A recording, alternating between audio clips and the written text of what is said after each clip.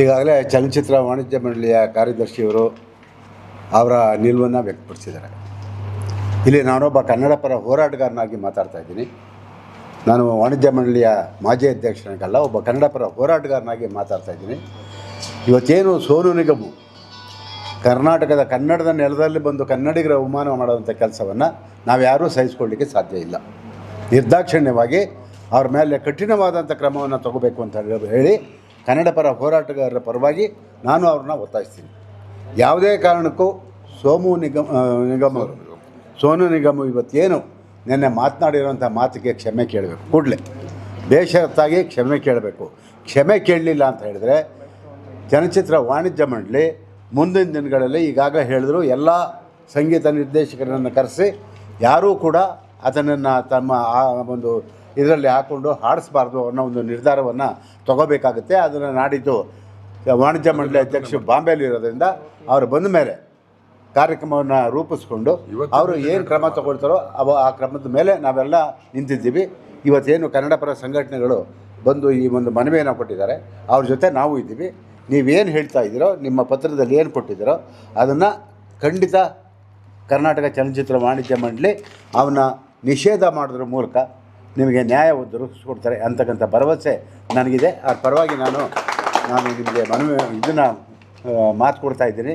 ನಾಳೆ ಎಲ್ಲ ನಿರ್ಮಾಪಕರು ಮತ್ತು ಸಂಗೀತಗಾರರು ಮತ್ತು ಸಂಗೀತ ನಿರ್ದೇಶಕರ ಜೊತೆ ಮಾತನಾಡಿ ಒಂದು ತೀರ್ಮಾನಕ್ಕೆ ಬರ್ತೀವಿ. ಒಂದಂತೂ ಸತ್ಯ, ಈ ನೆಲದಲ್ಲಿ ಭಯೋತ್ಪಾದನೆ ಅನ್ನುವ ಒಂದು ಪಟ್ಟವನ್ನು ಕನ್ನಡಿಗರಿಗೆ ಕಟ್ಟಿದನಲ್ಲ, ಇದು ಒಂದು ದೊಡ್ಡ ಘೋರ ಅಪಚಾರ ಮಾಡಿದ್ದಾನೆ ಅವನು ಕನ್ನಡಿಗರಿಗೆ. ಅದನ್ನು ನಾವ್ಯಾರೂ ಸಹಿಸ್ಕೊಳ್ಳೋದಿಲ್ಲ. ಮುಂದಿನ ದಿನಗಳಲ್ಲಿ ನಿರ್ದಾಕ್ಷಿಣ್ಯವಾದಂಥ ಕ್ರಮವನ್ನು ತಗೊಳ್ತೀವಿ. ಅದೇನು ಕ್ರಮ ತಗೊಳ್ತೀವಿ ಅನ್ನೋದನ್ನು ಮತ್ತೆ ನಿಮ್ಮನ್ನು ಕರೆದು ನಾವು ಹೇಳ್ತೀವಿ. ದಿನಾಂಕ 1/5/2020 ಈಸ್ಟ್ ವೆಸ್ಟ್ ಕಾಲೇಜಿನಲ್ಲಿ ಸೋನು ನಿಗಮ್ ಅವರ ಕಾರ್ಯಕ್ರಮ ನಡೆದಿದ್ದಾಗ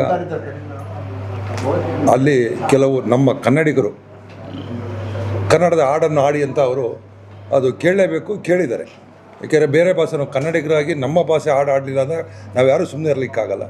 ಆ ಒಂದು ದೃಷ್ಟಿಯಲ್ಲಿ ಅಲ್ಲಿದ್ದಂಥ ಹುಡುಗರು ಕೇಳಿದಾಗ ಅವರು ಸರಿಯಾದ ಉತ್ತರವನ್ನು ಕೊಡಬೇಕಿತ್ತು. ಇದನ್ನು ಪೇಲ್ಗಾಮ್ಗೆ ಹೋಲಿಸೋದು ಭಾಳ ಒಂದು ಉದ್ದಿಷ್ಟತನ ಅಂತ ನಾನು ಹೇಳಲಿಕ್ಕೆ ಇಷ್ಟಪಡ್ತೀನಿ. ಇವರು ಇದನ್ನು ಆಡಳಿತ ವಾಣಿಜ್ಯ ಮಂಡಳಿ ಕೂಡ ನಾವು ಇದನ್ನು ಚರ್ಚೆ ಮಾಡಿದ್ವಿ. ಅಧ್ಯಕ್ಷರು ಕೂಡ ಅವ್ರು ಇರಲಿಲ್ಲ, ಅವರು ಬಾಂಬೆಗೆ ಹೋದರು. ಬಂದ ಕೂಡಲೇ ಇದಕ್ಕೊಂದು ಮೀಟಿಂಗ್ ಮಾಡಿ ನಾವು ಯಾವ ರೀತಿ ಇದಕ್ಕೊಂದು ಕ್ರಮ ಕೈಗೊಳ್ಳಬೇಕು ಅನ್ನೋ ದೃಷ್ಟಿಯಲ್ಲಿ ನಾವು ಕೂಡ ಯೋಚನೆ ಮಾಡ್ತಿದ್ವಿ.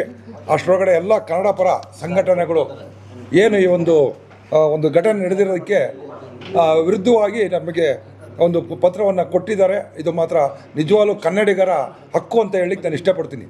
ಎಲ್ಲೇ ಒಂದು ಕನ್ನಡಿಗ ವಿರುದ್ಧವಾಗಿ ನಡೆಯುವಂಥದ್ದು ವಿಷಯನ ನಾವು ಕನ್ನಡಿಗರ ಖಂಡಿಸಲೇಬೇಕಾಗುತ್ತೆ. ನಾವು ವಾಣಿಜ್ಯ ಮಂಡಳಿ ಯಾವುದೇ ಒಂದು ವಿಷಯ ನೆಲ ಜಲ, ಕನ್ನಡ ಭಾಷೆ ನೆಲ ಜಲ ಅಂದಾಗ ವಾಣಿಜ್ಯ ಮಂಡಳಿ ಮುಂದೆ ನಿಂತಿದೆ. ಈಗಲೂ ಕೂಡ ಕನ್ನಡ ಭಾಷೆಗೆ ಕನ್ನಡಿಗರಿಗೆ ಅನ್ಯಾಯ ಆದಾಗ ಕನ್ನಡ ವಾಣಿಜ್ಯ ಮಂಡಳಿ ವಾಣಿಜ್ಯ ಜೊತೆಗೆ ಚಿತ್ರರಂಗ ಕೂಡ ಯಾವತ್ತೂ ಕೂಡ ನಾವು ಅವ್ರ ಜೊತೆ ಇದ್ದೀವಿ. ಮುಂದೆ ನಾವು ಅಧ್ಯಕ್ಷರು ಬಂದಮೇಲೆ ನಾಳೆ ಸೋಮವಾರ ಅವ್ರು ಬರ್ತಾರೆ. ಬಂದಮೇಲೆ ಕೂತು ಅವ್ರು ಚರ್ಚೆ ಮಾಡಿ ಇದಕ್ಕೆ ಯಾವ ರೀತಿ ನಾವು ಕ್ರಮನ ಕೈಗೊಳ್ಬೋದು ಅಂತ ನಮ್ಮೆಲ್ಲ ಅಂಗ ಸಂಸ್ಥೆಗಳನ್ನ ಕರೆದು, ನಿರ್ಮಾಪಕರ ಸಂಘ ಇದೆ, ನಿರ್ದೇಶಕರ ಸಂಘ ಇದೆ, ಕೆಲವೆಲ್ಲ ಇನ್ನೂ ಹೆಚ್ಚಿನ ಛಾಯಾಗ್ರಾಹಕರ ಸಂಘ ಇದೆ, ಯಾವ್ಯಾವ ಸಂಘಟನೆಗಳಿದ್ದಾವೆ ಕರೆದುಬಿಟ್ಟು ನಮ್ಮ ಅಂಗ ಸಂಸ್ಥೆಗಳನ್ನ ಒಂದು ಚರ್ಚೆ ಮಾಡಿ ಮುಂದಿನ ದಿನಗಳಲ್ಲಿ ನಮ್ಮ ನಿರ್ಮಾಪಕರು ಕೂಡ ಇದನ್ನು ವಿಷಯನ ನಾವು ತಿಳಿಸ್ತೀವಿ. ನೀವು ಈ ಥರ ಒಂದು ಕನ್ನಡದ ಬಗ್ಗೆ, ಕನ್ನಡಿಗರ ಬಗ್ಗೆ ಅಸಡ್ಡೆಯನ್ನು ತೋರಿಸಿರ್ತಕ್ಕಂಥ ಒಬ್ಬ ಗಾಯಕನ ನೀವು ಇಲ್ಲಿ ಕರೆಸಿ ಆಡಿಸ್ಬಾರ್ದು ಅನ್ನೋ ಮತ್ತು ಅವರಿಗೂ ಕೂಡ ನಾವು ಒಂದು ಮನವರಿಕೆ ಮಾಡಿಕೊಡ್ತೀವಿ. ಹಾಗೆಯೇ ಮ್ಯೂಸಿಕ್ ಡೈರೆಕ್ಟ್ರನ್ನು ಕರೆಸಿ ಅವರ ಒಂದು ಸಂಘಟನೆ ಏನಿದೆ ಅವ್ರನ್ನೂ ಕೂಡ ಕರೆದು ಇನ್ನು ಮುಂದೆ ಅವರು ಕ್ಷಮೆ ಕೇಳೋರಿಗೂ ಕೂಡ ಕನ್ನಡಿಗರಿಗೆ ಆಗಿರ್ತಕ್ಕಂಥ ನೋವನ್ನು ಅವರು ಭರಿಸ್ಕೊಡ್ಬೇಕು. ಅಲ್ಲಿ ತನಕ ಅವ್ರನ್ನ ಯಾವುದೇ ರೀತಿಯ ಕನ್ನಡಕ್ಕೆ ಯಾವುದೇ ಒಂದು ಸಾಂಗನ್ನು ಆಡೋಕ್ಕೆ ಕೊಡೋದು ಅನ್ನೋದನ್ನು ಅವರ ಒಂದು ಗಮನಕ್ಕೂ ನಾವು ಮ್ಯೂಸಿಕ್ ಡೈರೆಕ್ಟ್ರಿಗೆ ತರ್ತೀವಿ ಅನ್ನೋದು ಈ ಸಂದರ್ಭದಲ್ಲಿ ಹೇಳಲಿಕ್ಕೆ ಇಷ್ಟಪಡ್ತೀನಿ.